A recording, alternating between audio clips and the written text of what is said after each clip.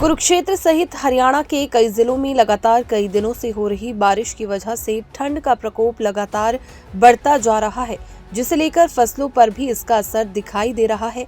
कुरुक्षेत्र कृषि विभाग के उपनिदेशक डॉक्टर करमचंद ने बताया कि जिला कुरुक्षेत्र में कम बारिश हुई है, जो कि फसलों के लिए लाभदायक है और अगर किसी किसान ने अपनी फसल में पहले से पानी दिया हुआ था, उस फसल के लिए ये बारिश नुकसानदायक हो सकती है और वे किसानों से भी अपील करते हैं कि अभी फसलों में पानी ना लगाएं और अगर आने वाले दिनों में फसलों में पीला रतवा की शिकायत होती है तो वे तुरंत कृषि विभाग को इसकी जानकारी दें।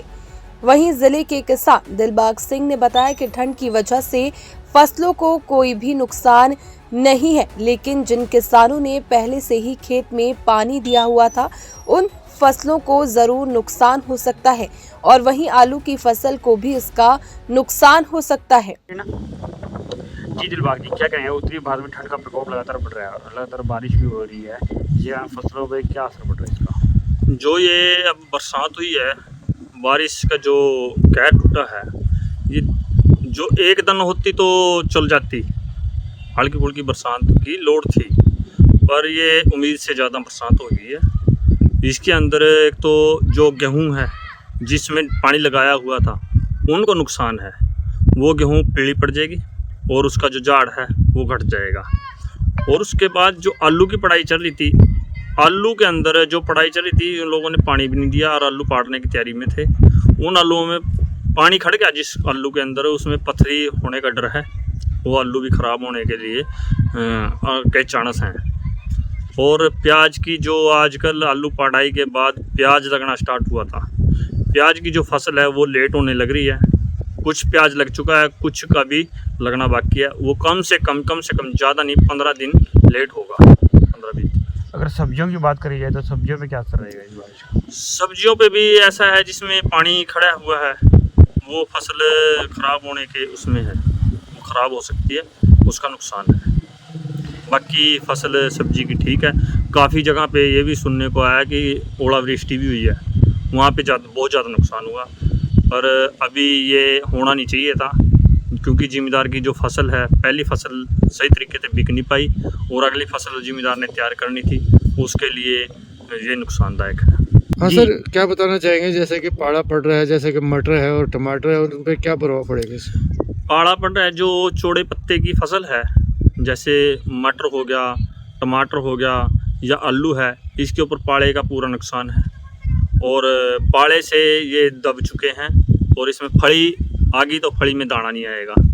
और ऐसी प्रकार से जो फूल आता है टमाटर वो का फूल वो गल जाता है, ख़राब हो जाता है, पाले का ये नुकसान है।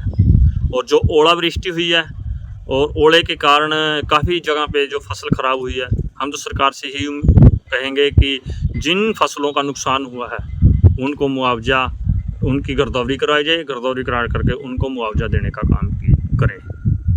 जी सर, क्या कहेंगे सर, सर्दी का मौसम लगातार बढ़ रहा है, देखिए ये जो अभी 2 दिन बारिश हुई और बारिश के बाद ठंड एकदम बढ़ी है, ये हमारी फसलों, रबी फसलें जितनी भी हैं, विशेषकर गेहूं की फसल, क्योंकि एक मेजर क्रॉप है, उसके लिए बहुत लाभदायक है। जितनी ठंड पड़ेगी उतना ही फुटाव कणक में ज़्यादा होता है और हमारी पैदावार भी ज़्यादा होती है। और ये हल्की बारिश हुई है, ज़्यादा नहीं है। इसका किसी भी फसल के लिए, जो रबी की फसलें हैं, चाहे सरसों है, सब्जियां हैं, गेहूं है या फिर दूसरी चना है, मसरी है, किसी भी फसल के लिए नुकसान नहीं है, सभी के लिए ये लाभदायक है।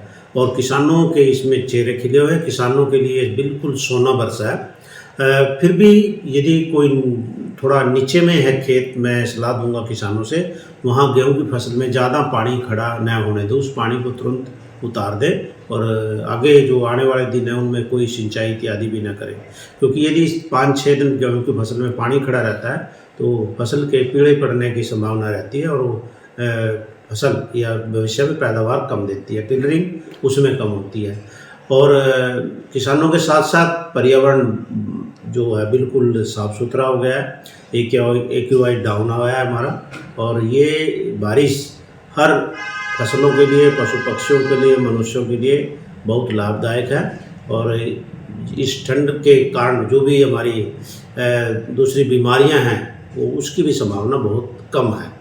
आगे जो अभी जनवरी के लास्ट वीक या फरवरी के फर्स्ट वीक में भी मैं आपके माध्यम से किसानों से अनुरोध करूंगा कि पीला रतुआ की शिकायत कहीं कहीं देखने को मिल सकती है, क्योंकि पीला रतुआ के जो विषाणु हैं वो पहाड़ी क्षेत्रों से आते हैं, तो यमुनानगर, करनाल इस बेल्ट में ज़्यादा रहते हैं। फिर भी पूरे हरियाणा की बात करें, कुरुक्षेत्र की, तो कुछ जो बेल्ट है इधर से लगती है, कहीं भी पीला रतुआ के लक्षण दिखाई दे कणक की फसल में, वो बिल्कुल हल्दी के आकार के एक लाइनें सी बढ़ती है, या पत्तियों के साथ जो डंठल होते हैं उन पे एक लाइन में धब्बे से बढ़ जाते हैं।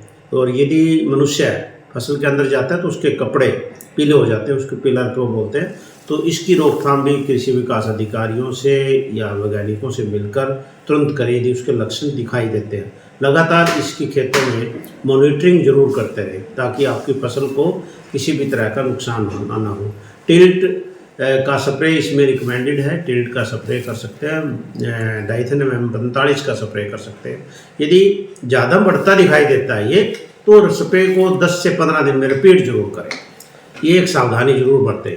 बाकी इस समय बाकी सभी फसलें बहुत अच्छी खड़ी हैं, किसी में भी कोई बीमारी कीट की नुकसान की संभावना नहीं है। मैंने कल ही हमारे फील्ड स्टाफ से इसकी रिपोर्ट ली थी, फसलें बिल्कुल स्वस्थ हैं। और किसानों से अनुरोध है कि वो खादों का प्रयोग भी संतुलित मात्रा में वैज्ञानिक सिफारिशों के अनुसार करें, ज़्यादा न करें। Thank you sir. जिस तरह से पहाड़ी क्षेत्र में बर्फबारी हो रही है, पाला भी पड़ने की संभावना, तो सब्जियों पर किस तरह का असर पड़ सकता है? हाँ बिल्कुल, यदि ठंड ज़्यादा बढ़ती रही इसी तरह सब्जियों वाली फसलों को थोड़ा सा झुलसने की ठंड में शिकायत रहती है। जैसे आलू की फसल है, दूसरी है, तो उस एरिया में शाम के समय पाला से बचाने के लिए फसलों को हमारे किसान धुआं कर सकते हैं, उसको कंट्रोल्ड एरिया में हल्का धुआं कर सकते हैं, उससे ठीक होगा। बरसीम की जो फसलें हैं उसको बचाने के लिए पाड़े से ताज़े पानी का सुबह सुबह स्प्रे कर सकते हैं, कोई दवाई डालने की ज़रूरत नहीं, उससे भी वो फसलें ठीक हो जाती हैं। और 500 ग्राम सल्फर फसल को आप गर्मी देने के लिए, जैसे आलू की फसल है उसको 500 ग्राम सल्फर 200 लीटर पानी में 150 से 200 लीटर पानी में मिलाकर भी स्प्रे कर सकते हैं, उससे भी हमारी फसलें ठीक रहेगी।